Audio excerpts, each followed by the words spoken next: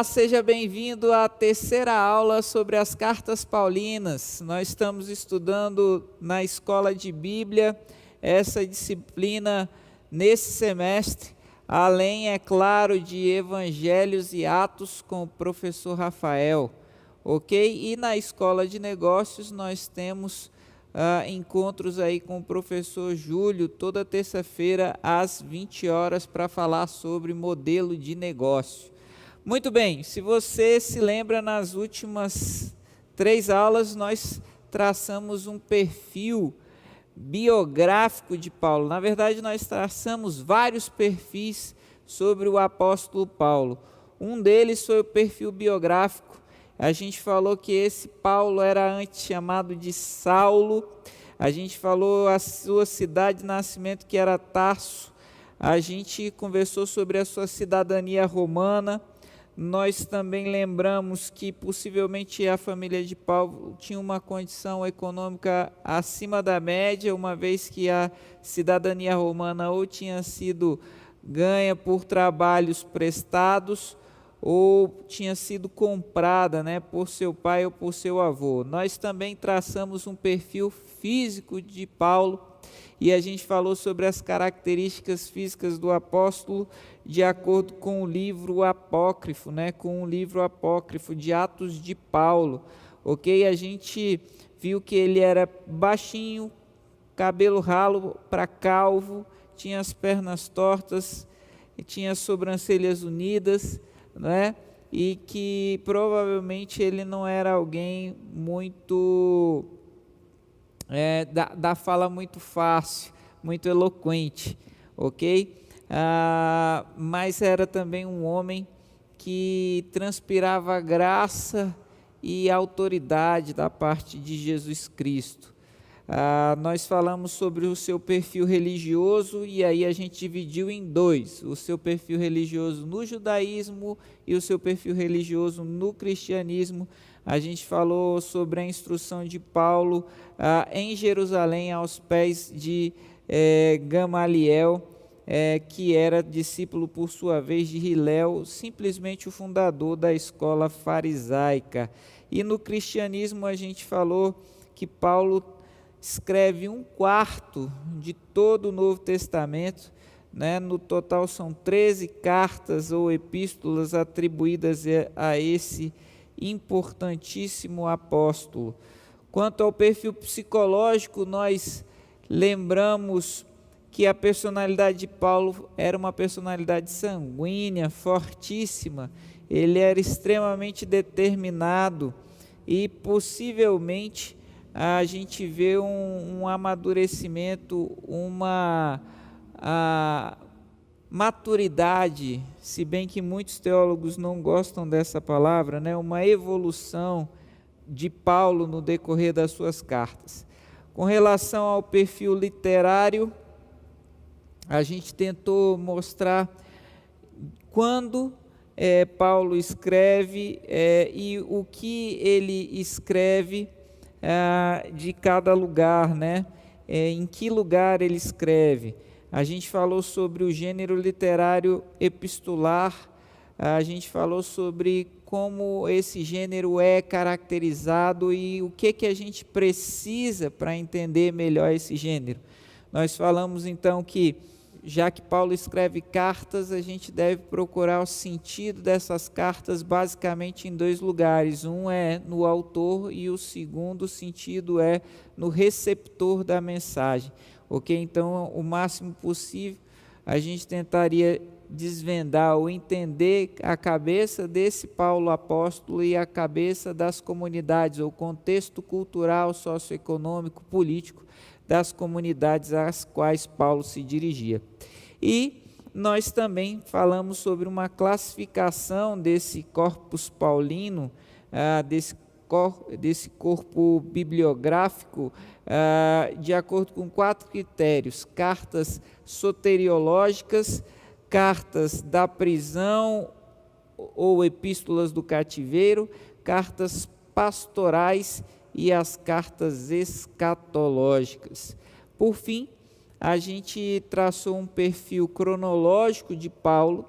Nós, então, com a ajuda aí do John Stott, vimos mais ou menos em que ano ele começou o seu ministério, ou em que ano ele teve um encontro com Jesus e depois começou o seu ministério, e de que cidade ele foi escrevendo cada uma das suas cartas no decorrer das suas viagens missionárias, lembrando que a maior parte das suas cartas são escritas durante a segunda viagem missionária, de acordo com aquele esquema do John Stott que a gente apresentou para vocês, ok?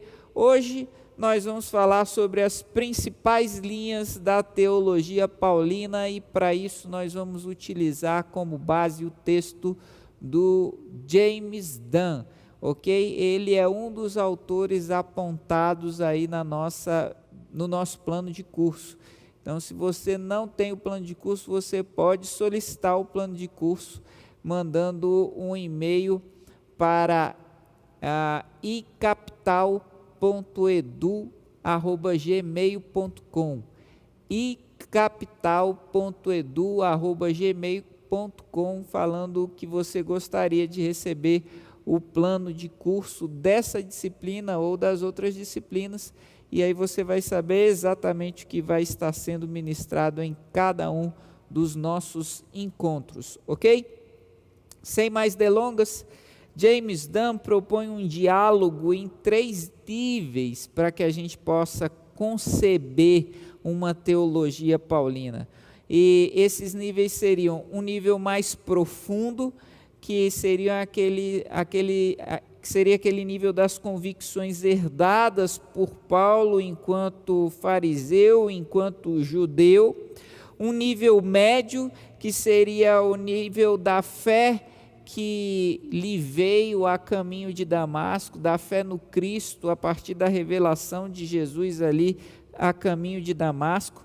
E um nível mais imediato, que seria o nível dialógico, o nível que se desenvolve a partir das suas cartas, na interação entre o apóstolo e os seus receptores e as suas comunidades de fé, as comunidades que ele havia plantado, ok? Então, James Dunn vai conceber uma teologia paulina a partir desses 3 níveis.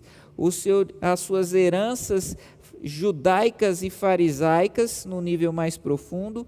No nível médio, então, a fé em Jesus Cristo, que lhe sobreveio aí a caminho de Damasco. E no nível mais imediato, mais acessível, através então dos escritos que ele endereçou às comunidades que havia fundado, ok? De qualquer forma, estes são diálogos muito pessoais entre Saulo, o fariseu, Paulo, o cristão, e Paulo, o apóstolo, né? Veja bem, Saulo, o fariseu, as heranças dele judaicas, Paulo, o cristão, que é através da fé que lhe sobreveio lá em Damasco, e Paulo, o apóstolo, que é aquele que escreve às comunidades para exortá-las, para dirimir dúvidas, enfim. Esses são os 3 níveis. Possivelmente, a gente tem que chamar atenção para isso, nem o próprio Paulo estava consciente, nem o próprio Paulo estava cônscio o tempo inteiro desses 3 níveis de diálogo, mas a gente consegue perceber isso muito bem através do seu texto, ok? No primeiro nível, o seu judaísmo nativo estava em diálogo com a cultura mais ampla do mundo helenístico e romano. A gente já falou um pouco sobre isso, né? Quando nós traçamos os perfis. A gente vê que Paulo é um cidadão do mundo, né? Paulo é um homem à frente do seu tempo.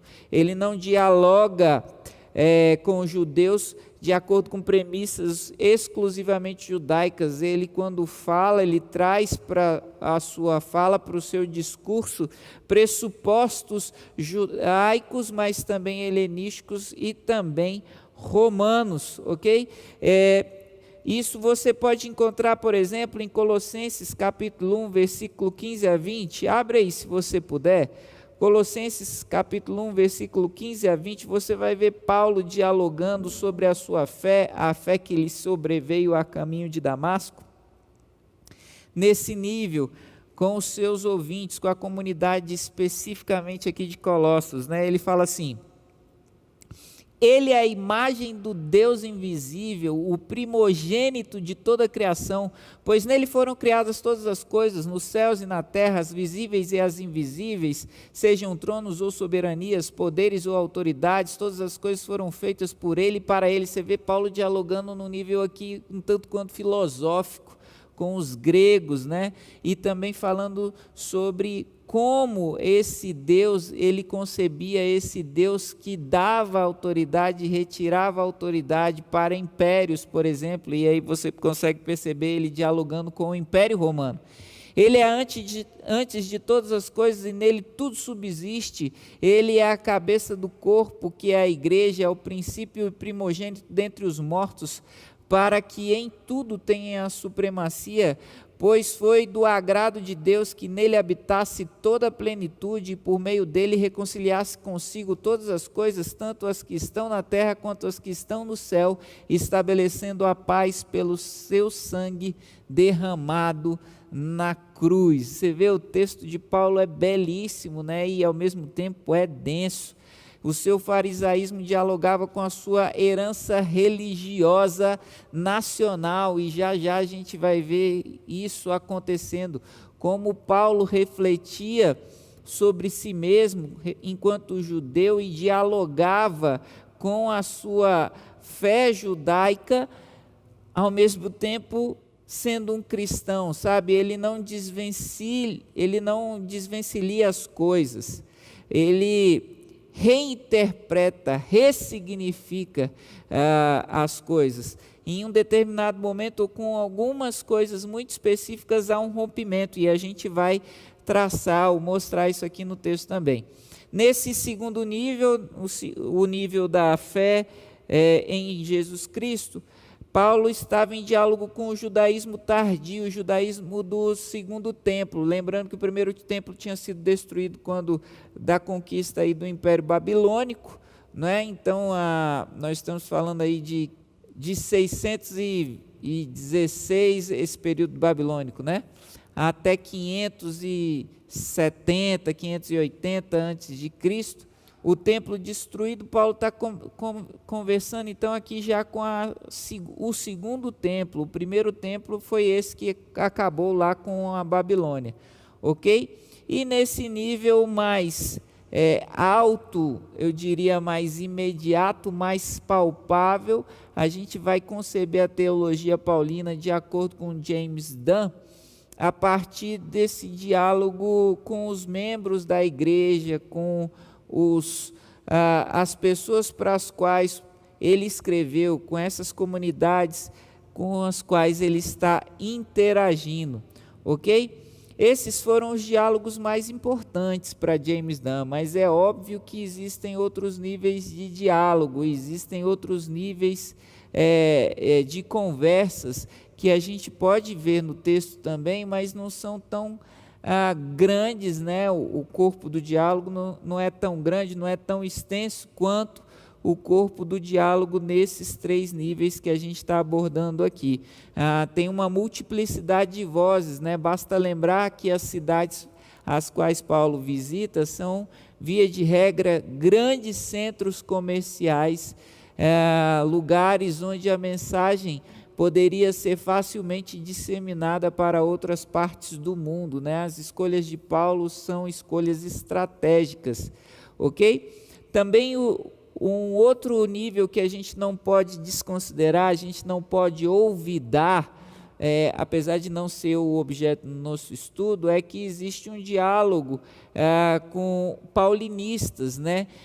Gente que estuda sobre Paulo, gente que se dedica à vida do apóstolo, desde os pais da igreja até os reformadores, até 1940, 1950, 60, e óbvio, chega até hoje, mas os estudos mais densos são desse período, né? gente que tem dedicado sua vida aí a mergulhar nos textos de Paulo, ok? E também tem os antipaulinistas, né? Gente que combate ferrenhamente a teologia do apóstolo. Então, são múltiplos, né, diálogos, são múltiplas vozes envolvidas nesse diálogo para conceber uma teologia paulina. Por isso, James Dunn faz questão de explicitar desde logo quais são as vozes que ele vai procurar ouvir. Recapitulando, aquela voz mais profunda que é oriunda das suas origens no judaísmo, aquela voz a nível médio que é daquela que lhe advém a partir da fé em Jesus Cristo, e aquela voz mais palpável, mais visível, mais audível, melhor dizendo, que é aquela que surge dos textos que ele escreve para as comunidades, ok? Então, vamos lá. O fundamento estável, o fundamento mais profundo da teologia de Paulo, permanece em larga medida a fé do judaísmo, a fé dos seus pais. Olha que interessante, a gente acha que Paulo rompe totalmente com aquilo que os seus pais, com aquilo que ele aprendeu a respeito do judaísmo lá em Jerusalém, e não é bem assim. Na verdade, o que Paulo está fazendo o tempo inteiro é repensar e ressignificar essa fé a partir do evento Cristo na sua vida. Ele concebia a sua nova fé em Jesus Cristo não como um abandono dessa fé mais antiga, mas como seu cumprimento. Então, Paulo olhava para aquilo que ele tinha aprendido, ele ressignificava, reinterpretava, enxergando Cristo na fé que ele havia herdado dos seus pais, ok? Ainda que a prática religiosa dele tivesse assumido formas diferentes da anterior, e muito diferentes, né, em vários detalhes, como por exemplo na questão das regras dietéticas, na questão das regras sanitárias, na questão de regras relacionadas à circuncisão, ainda assim, ainda que a fé dele tivesse mostrado com uma prática muito diferente, na base, na essência, é apenas uma reinterpretação desses conceitos. Ou seja, ele está limpando, ele está tirando aquilo que ele acha, através de revelação de Jesus, que foi inserção de homens, e está tentando manter ali o núcleo duro da revelação de Deus para o povo de Israel através do judaísmo. Mesmo como apóstolo dos gentios, ele ainda era Paulo judeu, Paulo israelita. Você vai se lembrar que em alguns momentos Paulo até diz, né, eu queria ser considerado como aqueles do meu povo, né? Eu, por amor ao meu povo, porque a eleição vem deles, a salvação vem deles, né? Então ele se identifica com o judeu enquanto nação, enquanto raça, e ele reflete isso no seu texto muitas vezes. Portanto, consideramos que o judaísmo do segundo templo estava construído sobre 4 pilares, e aí James Dunn vai, a partir desses 4 pilares, analisar esse fundamento, esse núcleo duro mais profundo da fé de Paulo, que são monoteísmo, eleição, Torá e templo, ok? Então, a partir da análise desses 4 pontos, monoteísmo, eleição, Torá e templo, a gente vai tentar traçar um perfil desse diálogo da teologia paulina a nível mais profundo. Bem, com relação ao monoteísmo, para Paulo, Deus continua sendo a rocha e fundamento da sua teologia. Nunca cessou de manter o primeiro os primeiros 2 mandamentos do decálogo, né, que são: amarás o Senhor teu Deus de todo o teu coração, de toda a tua alma, de todo o teu entendimento, e ao teu próximo como a si mesmo. A gente não sabe se Paulo recitava a Shema, né, todos os dias ainda, e a Shema era aquela que dizia: ouve Israel, Adonai, nosso Deus é um. Se ele ainda continuava com essa prática de recitar a Shema todos os dias, mas com certeza ele não nega a Shema nos seus textos, né? Nas suas cartas. Quando Jesus foi exaltado como único Senhor, Deus Pai ainda tinha que ser professado como único, né? Você vê que em 1 Coríntios, capítulo 8, versículo 6, vamos lá, se você tiver com sua Bíblia aberta aí, 1 Coríntios, capítulo 8, versículo 6, Paulo diz assim: para nós, porém, há um único Deus, o Pai, de quem vêm todas as coisas, e para quem vivemos, e um só Senhor Jesus Cristo, por meio de quem vieram todas as coisas e por meio de quem vivemos. Ou seja, Deus Pai tinha que ser professado como único. Jesus Cristo era o Filho, o único Filho era o Senhor, mas Deus Pai mantinha a sua condição de Criador. O monoteísmo é modificado, ou talvez mais claramente definido na teologia paulina a partir da referência a Jesus. Algo parecido acontece também com o Espírito Santo. Ele era o Espírito dado por Deus. Então, Paulo reflete a respeito de Deus, a respeito do Espírito Santo a partir de Jesus, e isso assenta ainda mais a ideia da Trindade, e isso reforça ainda mais a ideia da Trindade. Não foi Paulo que descobriu, por exemplo, o princípio básico da justificação pela fé. Olha que interessante, né? Esse princípio tão importante utilizado na Reforma Protestante, né? Com força para que a gente tivesse hoje os movimentos protestantes históricos. Ele não vem, ou ele não nasce com Paulo, mas Paulo entende que a justiça de Deus, ou a justificação pela fé, acontece na escolha graciosa que Deus faz da nação de Israel. Então, quando Deus escolhe graciosamente um povo, ou seja, sem mérito algum, mas simplesmente baseado no fato do desejo, na questão de desejar amar aquele povo e ter aquele povo como seu, o princípio ou a ideia de justificação pela fé, então, está formada para Paulo, né? Essa é a origem. Temos, então, um Criador transcendente, um Espírito imanente e um Cristo envolvido em todo o processo que terminou, como eu estava dizendo para vocês, na questão, no conceito de um Deus triuno, ok? Então, um Deus transcendente, um Espírito que é imanente, e Jesus Cristo, que é essa palavra de Deus, que é esse Logos de Deus, segundo a teologia de João, não é? Agindo aí também nessas três esferas. Esse é o conceito paulino da Trindade. Fechando então essa análise do monoteísmo paulino, lembra que nós ainda estamos no primeiro nível, no nível mais profundo. Nós vamos agora para o nível, ainda nesse nível mais profundo, para falar sobre eleição. Israel era anteriormente conhecido como povo de Deus, né? Deus era conhecido como Deus de Israel.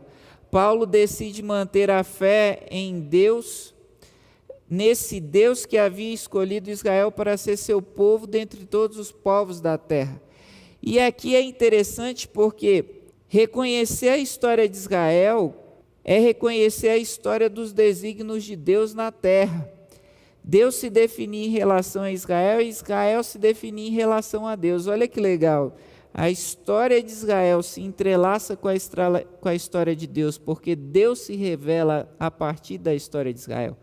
É por isso que Paulo, em vários momentos das suas cartas, especificamente em Romanos, você vê Paulo defendendo muito claramente esse entrelaçamento entre a história de Israel e a história de Deus, porque é através da história, por exemplo, dos patriarcas, que a gente conhece a história do Deus que chama, do Deus que justifica, do Deus que glorifica, percebe? Então, as histórias de Deus e do povo se entrelaçavam, mas, naturalmente, a ideia de que havia um Israel étnico, um Israel baseado em direito sanguíneo, foi desafiada por Paulo. Olha que interessante. Paulo alarga, amplia o conceito de Israel aqui, o conceito de povo de Deus. O Deus de Israel não devia ser definido como Deus apenas dos judeus. Abre aí em Romanos capítulo 3, versículo 29, se você tiver com a sua Bíblia. Romanos capítulo 3, versículo 29, vai dizer assim: Deus é apenas dos judeus? Ele não é também dos gentios? Sim, dos gentios também.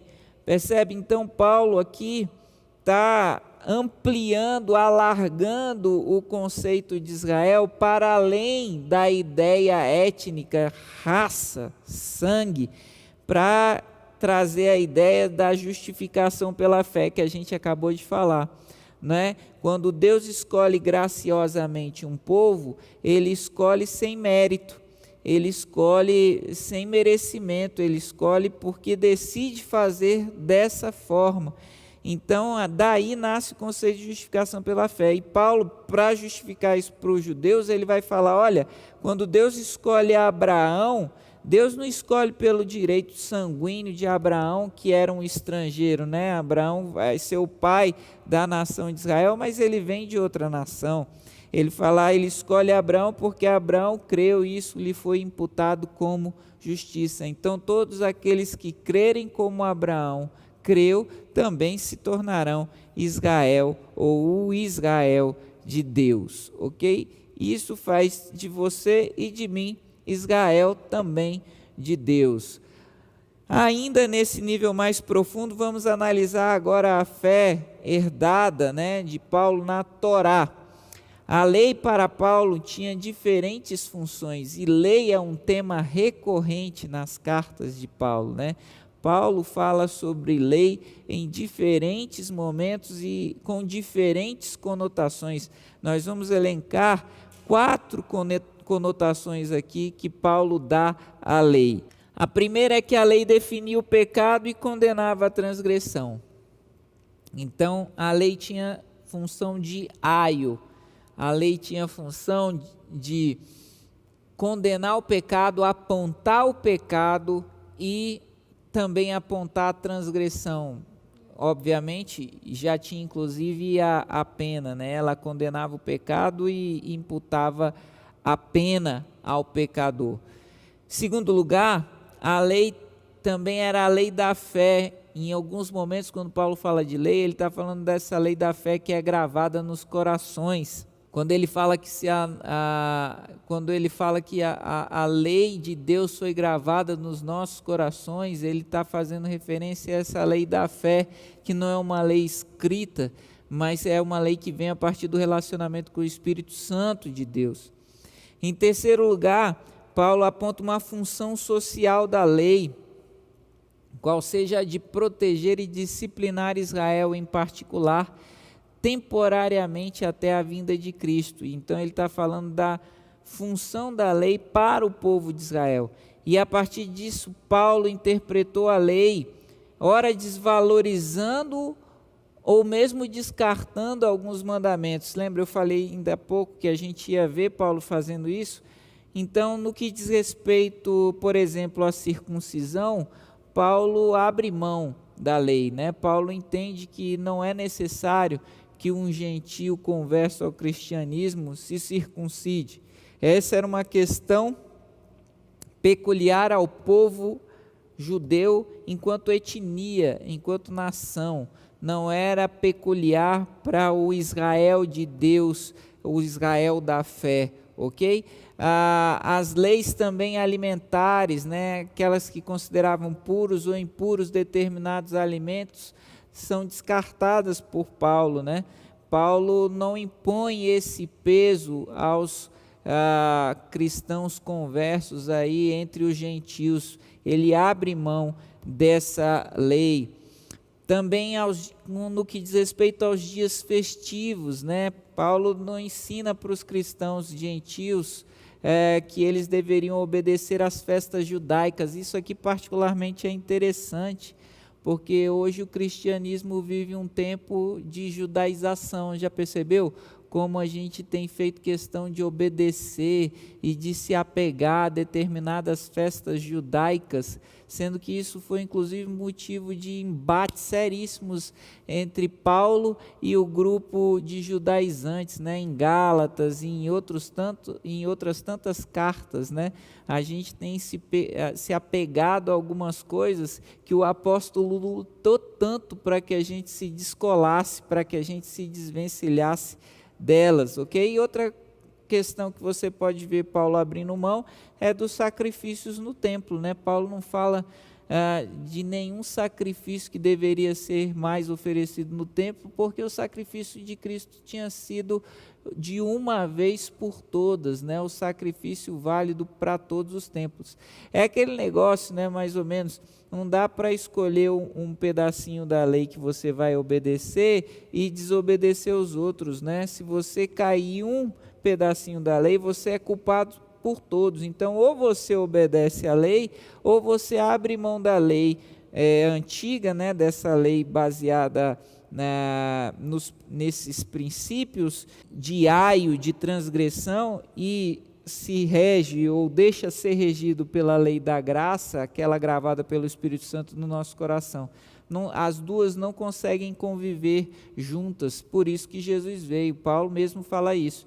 Jesus vem para nos libertar do jugo da lei, ok? Então a gente vê Paulo aqui reinterpretando a lei enquanto função social da lei, tá bom? Em quarto lugar, é possível também ver Paulo falando sobre lei enquanto instrumento do pecado, a lei despertando o desejo do pecado, porque ele diz que quando a lei veio, ela despertou em mim o desejo de pecar e eu pequei, porque tudo aquilo que a lei falava que eu não podia fazer, eu fazia e consequentemente eu transgredia a lei, ok? Então, essa são as observações que o James Dunn faz para nós no que diz respeito à Torá, ok? E ainda no nível mais profundo, nós vamos analisar agora a questão do templo rapidamente, e a ideia de templo enquanto lugar santo, enquanto local geográfico específico, destinado à adoração de Deus enquanto terra santa, também foi descartado por Paulo. Paulo não fala em nenhum momento das suas cartas que era necessário aos cristãos conversos que fossem em algum momento de sua vida até Israel, lá no templo de Jerusalém, para prestar culto, para prestar adoração a Deus. Paulo não entende a adoração a Deus centralizada, não entende a adoração a Deus fixa em um determinado lugar. Pelo contrário, ele entende que Deus é onipresente, consequentemente está em todos os lugares, e em todos os lugares onde os seus filhos estiverem, ele também pode ser adorado, ok? Então, esses 4 pilares, templo, Torá, eleição e monoteísmo, são a origem, são a base, são o fundamento da fé, da teologia de Paulo mais profunda, ok? E as conotações, obviamente, os entendimentos que ele tinha sobre esses fundamentos. No nível, então, agora mais médio, no nível médio, né? Que é o nível da fé em Jesus Cristo, o nível da fé que lhe veio a caminho de Damasco, a gente vai ver que Cristo era o critério central com o qual Paulo fazia uma distinção do que era relevante e do que era menos importante. Então, Cristo passou a ser o fiel da balança.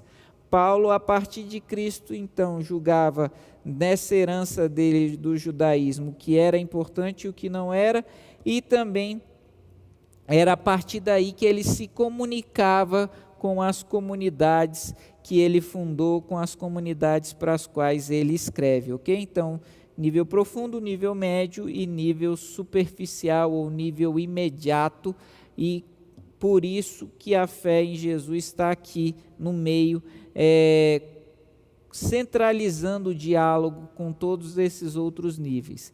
Deus deveria ser conhecido definitivamente por referência a Cristo.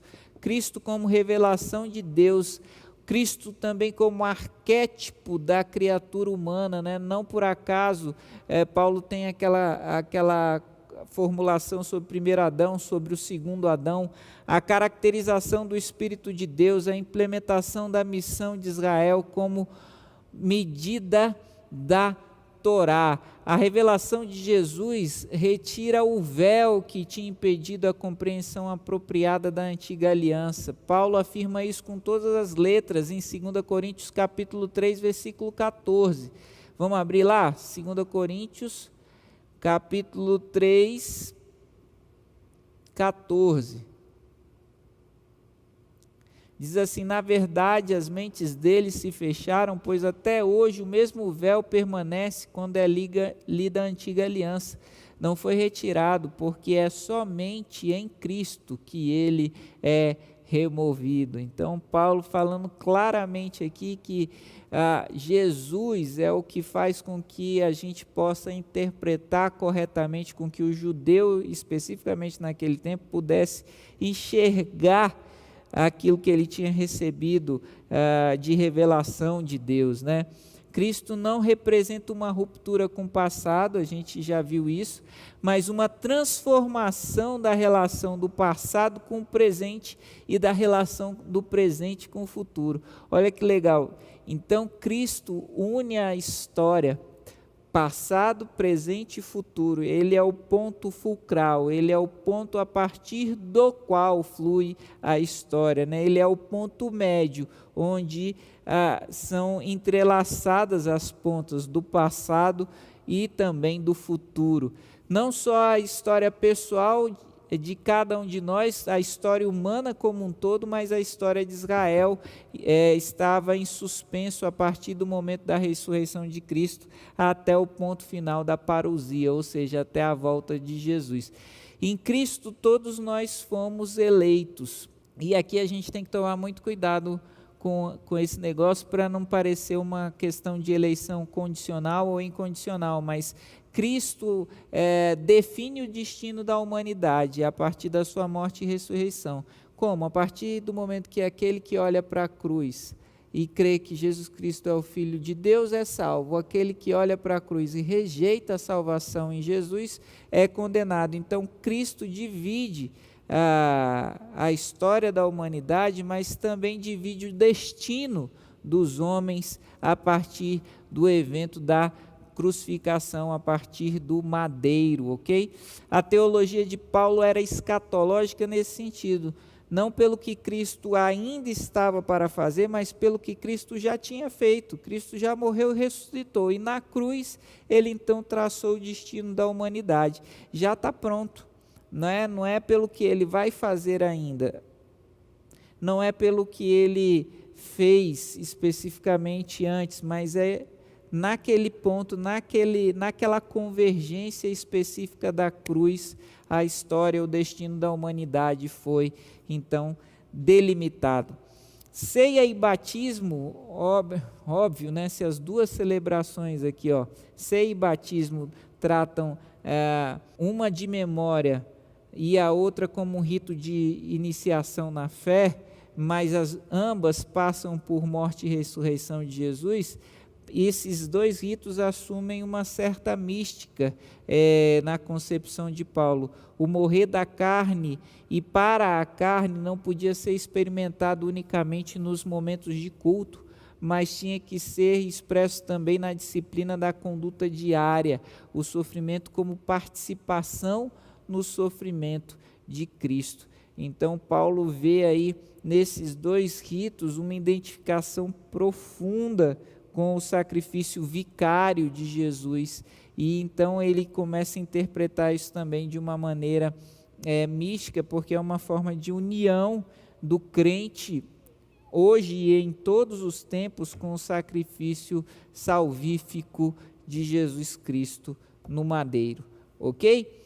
E vamos agora analisar esse fundamento mais imediato, esse fundamento mais palpável do diálogo teológico de Paulo com as suas comunidades, que são esse diálogo que a gente vê no nível muito superficial das suas cartas, ok? E aqui Dan fala que a gente vai enfrentar novamente a questão do desenvolvimento da teologia de Paulo. Ou seja, será que a teologia de Paulo foi ou sofreu uma evolução ou não sofreu uma evolução ao longo do tempo, né? O Dan, ele diz que Paulo escreveu em Romanos a sua obra-prima, né? Então, para ele, todo o texto de Paulo deve ser analisado a partir da carta aos Romanos. Todo o texto de Paulo deve ser lido com base nas lentes que Paulo usou em Romanos. Então, coloca aí para a gente, por favor, aquele texto, aquele cronograma do John Stott, só para a gente lembrar, então, as implicações, ver isso de uma maneira mais clara e lembrar essas implicações. Veja, nós vimos o nascimento de Paulo lá por volta do ano 5, a gente falou que essas datas não são datas fechadas, a gente viu que, às vezes, a gente tem uma correção de 1, 2, às vezes 3 anos nessa datação. Embaixo eu até coloquei aí para vocês algumas suposições, mas quero chamar a sua atenção para o fato de que, após a primeira viagem missionária, aqui de acordo com o Stott, ele escreve Gálatas como sendo a sua primeira carta, ok? Então, na metade tardia, para a segunda viagem missionária, é que Paulo vai começar a produzir. E isso ele vai estar fazendo aí num período de 10 anos. Volta ao segundo slide, você vai entender o que eu estou querendo dizer agora, olha só.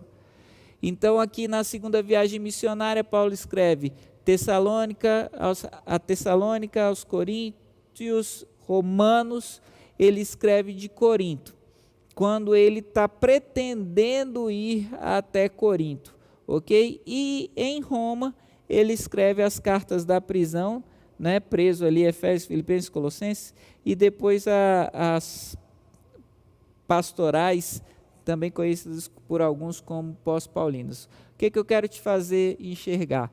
Para James Dunn, a teologia de Paulo é enxergada a partir da carta aos Romanos. Então, tem cartas para trás e cartas para frente, mas as lentes que Dunn utiliza, porque ele entende que a carta aos Romanos é o compêndio teológico mais profundo, mais elaborado do apóstolo, uma vez que aqui ele escreve para se apresentar a uma comunidade a qual ele não tinha fundado, ele escreve para apresentar o seu evangelho, e Paulo chama assim mesmo, o meu evangelho, para essa comunidade que ele não conhecia, mas que desde sempre ele quis visitar. Então, por isso, por ser o seu texto mais completo, mais complexo, Dan analisa toda a teologia de Paulo, ou concebe toda a teologia de Paulo anterior e posterior aos Romanos, a partir do texto de Romanos, que aconteceu ali da cidade de Corinto, mais ou menos no ano 55, no ano 56. De qualquer forma, observa, da década de 50 até a década de 60, mais ou menos, você teve toda a produção literária de Paulo. Ou seja, tudo que Paulo escreveu num período de 10 anos. Por que eu estou fazendo questão de mencionar isso? Porque aí o Dan vai dizer que se nós fôssemos olhar para um teólogo contemporâneo, seria impossível ou muito difícil que a cabeça desse cara mudasse em 10 anos. E se mudasse, mudaria pouco. E aí, então, ele usa esse argumento para dizer que a teologia de Paulo, então, não sofre grandes evoluções nesse período. Eu particularmente discordo, e discordo até por um argumento que ele mesmo levantou, que é o seguinte: pouquíssimos teólogos do nosso tempo estão envolvidos com uma atividade missionária eclesiástica tão intensa e tão ampla quanto Paulo. Então, o fato de Paulo estar o tempo inteiro em contato, em diálogo com comunidades ao redor do mundo e com problemas dos mais diferentes tipos que eram trazidos a ele por membros dessas comunidades, faz com que a sua teologia precise o tempo inteiro refletir sobre novas questões. É claro que eu não entendo aqui uma evolução no sentido de elaborações novas, mas eu entendo aqui uma evolução no sentido de desdobramentos de questões antigas, entende? Então chega uma questão para Paulo analisar. Às vezes ele tinha chegado até determinado ponto em uma carta anterior, mas essa questão nova faz com que ele desdobre aquele ponto para ter uma aplicabilidade à realidade daquela comunidade que estava interagindo com ele naquele momento. E aqui Dan então concorda, né? Dan fala que há sim desdobramentos, elaborações mais complexas da teologia de Paulo. Ele só não gosta de utilizar o nome, especificamente a palavra evolução. Evolução da teologia paulina, ou evolução do pensamento paulino, porque isso seria dizer que ele, de certa forma, abandona pontos antigos, né, ou pontos anteriores da sua teologia. Eu não enxergo assim. Eu enxergo a evolução justamente como um desdobramento, como um aprimoramento, como um refino da teologia de Paulo, que a própria dinamicidade da atividade missionária impunha a ele enquanto apóstolo, ok? E por fim, eu queria levantar para vocês 3 eventos que foram, de acordo com James Dunn, também importantíssimos para a formulação da teologia paulina. E um deles é narrado em Tessalônica, que é a questão da expectativa messiânica, que é a expectativa da parousia, que é a expectativa da volta de Jesus. Paulo, em Tessalônica, uma das primeiras comunidades que ele fundou, né? E é a segunda carta em ordem cronológica, depois de Gálatas. Paulo enfrenta uma questão nova, que é: Jesus vai voltar, a vinda dele é iminente. Então tinha gente na igreja que não queria trabalhar, tinha gente na igreja que não queria fazer mais nada, porque se Jesus ia voltar, qual era o fim, qual era o objetivo? Para que eu ia fazer qualquer coisa se Jesus ia voltar? Percebe? Então Paulo tem que elaborar, tem que desenvolver, tem que refinar esse raciocínio da volta de Cristo, da parousia em Tessalônica especificamente, para instruir os cristãos da igreja de Tessalônica, ok?